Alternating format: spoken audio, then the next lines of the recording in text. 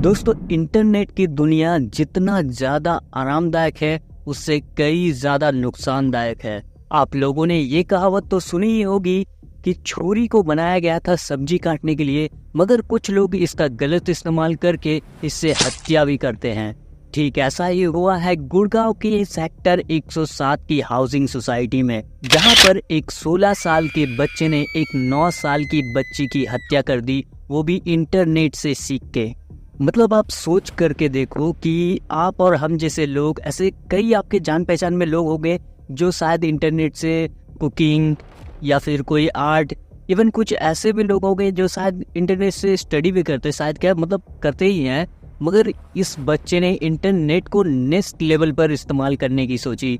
मतलब आप सोच के देखो, एक 16 साल के बच्चे ने इंटरनेट पे सर्च किया कि मतलब किसी की हत्या कैसे की जाए, और उसने इसको अंजाम भी दिया।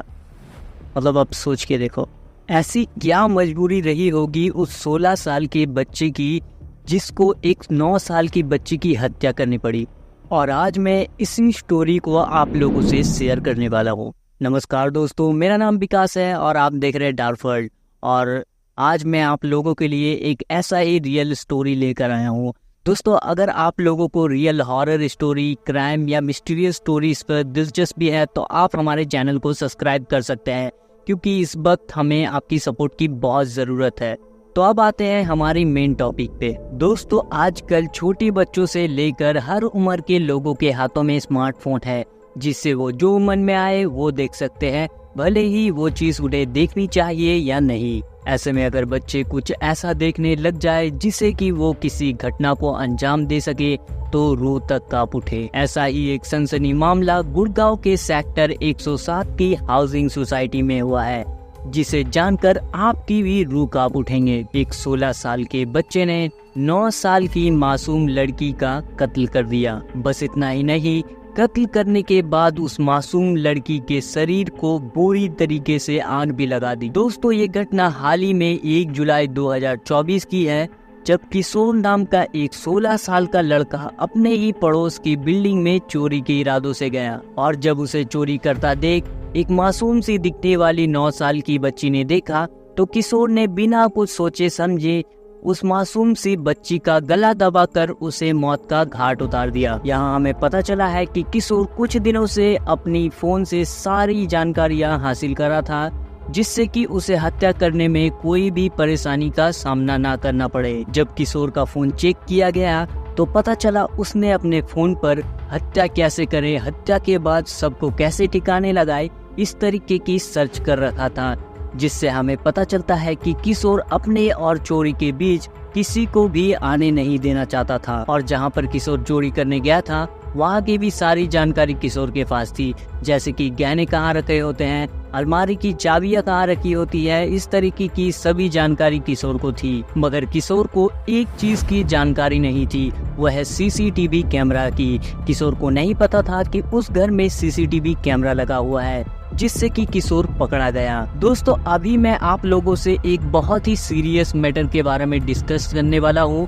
और ये उस केस के साथ जुड़ा हुआ है। किशोर ने क्यों चोरी करने के बारे में सोचा और उस लड़की की हत्या क्यों किया। दोस्तों, आप लोगों ने ऐसे कई ऑनलाइन वेबसाइट के बारे में सुना होगा, जिसमें कि आप बेटिंग या गैम्बलिंग कर सकते हो। यहाँ पर ऐसे लोग आते हैं जो इन साइट्स में अपने पैसे लगाते हैं और जल्द से जल्द पैसे को डबल करने के बारे में सोचते हैं, मगर उनका पैसा कभी भी डबल नहीं होता। इसके बाद वो अपने पैसे को रिकवर करने के लिए और भी पैसा इन वेबसाइट में लगाने शुरू कर देता है, और ये साइकिल तब तक चलता रहता है जब तक कि वो वेबसाइट उनका पूरा पैसा खा नहीं लेता।